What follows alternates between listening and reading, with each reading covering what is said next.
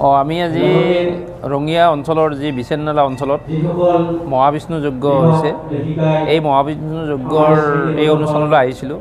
ইয়াতে আমাৰ যিখন স্মৃতিগ্ৰন্থ তেখেতসকলে মহাৰাজত জয়ন্তী উপলক্ষে যিখন স্মৃতিগ্ৰন্থ পদ্মনাভ প্ৰস্তুত কৰিছে সেইখন উন্মোচন কৰিবৰ কাৰণে আমাক আমন্ত্ৰণ জনাইছিলে। আমি ইয়ালৈ আহিলোঁ। আমি বিচেননালাবাসী ৰাইজৰ যি সহায় সহযোগ যি আধ্যাত্মিক দৰ্শন দেখি অতিকৈ আনন্দিত হৈছোঁ, আপ্লুত হৈছোঁ।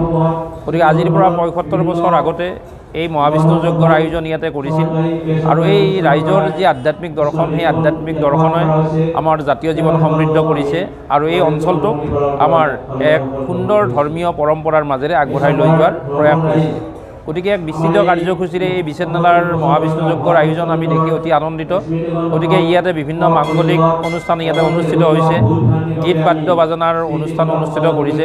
গতিকে আমি এটা কথাই বিশ্বাস কৰোঁ যে ধৰ্মক যদি আমি প্ৰকৃতাৰ্থত লক্ষ্য কৰোঁ, ধৰ্মই আমাক ৰক্ষা কৰিব আৰু এই ধৰ্মৰ জৰিয়তে আমাৰ প্ৰকৃত আধ্যাত্মিক শক্তি জাগৰিত হ'ব লাগিব আৰু আমি সেই আধ্যাত্মিক শক্তিৰ মাজেৰে আমি জাতীয় জীৱন গঢ়াৰ আমি প্ৰয়াস কৰিব লাগিব।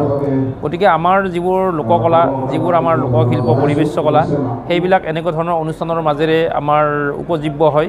গতিকে সেই অনুষ্ঠানবিলাক ইয়াতে আমি দেখিবলৈ পাই অতি আনন্দিত হৈছোঁ। গতিকে আমি বৃহত্তৰ বিচেননালাবাসী ৰাইজলৈ আন্তৰিক ধন্যবাদ অভিনন্দন জনাইছোঁ যে আপোনালোকে এই যি সুন্দৰ আপোনালোকৰ মন, সুন্দৰ যি চেতনা আৰু আজি এই বৃহত্তৰ অঞ্চলটোত যি মিলনৰ উৎসৱ হিচাপে যি মহাবিষ্ণুৰ যি আৰাধনা কৰিছে সেই আৰাধনা আপোনালোকৰ অটুট থাকক আৰু এই জাতীয় জীৱনক শান্তি শৃংখলাৰ মাজেৰে আপোনালোকে আগবঢ়াই লৈ যাওক, তাৰে কামনা কৰি মই অসম সাহিত্য সভাৰ প্ৰধান সম্পাদক হিচাপে প্ৰতিগৰাকী ভক্তবান ৰাইজলৈ আন্তৰিক ধন্যবাদ আৰু কৃতজ্ঞতা মই জ্ঞাপন কৰিছোঁ।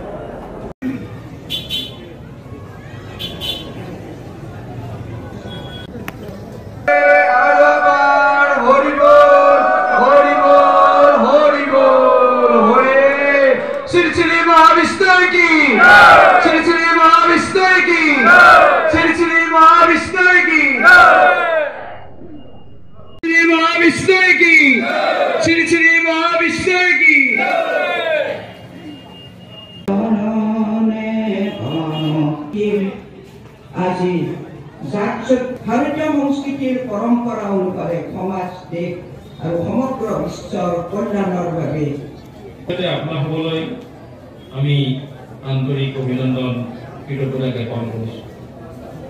এই মহাবিষ্ণু যি যজ্ঞৰ আয়োজন আজি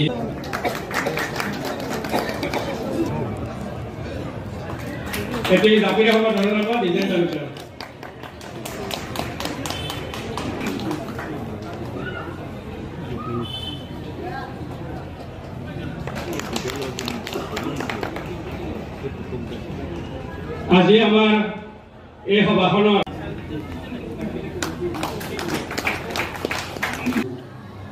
এই মঞ্চত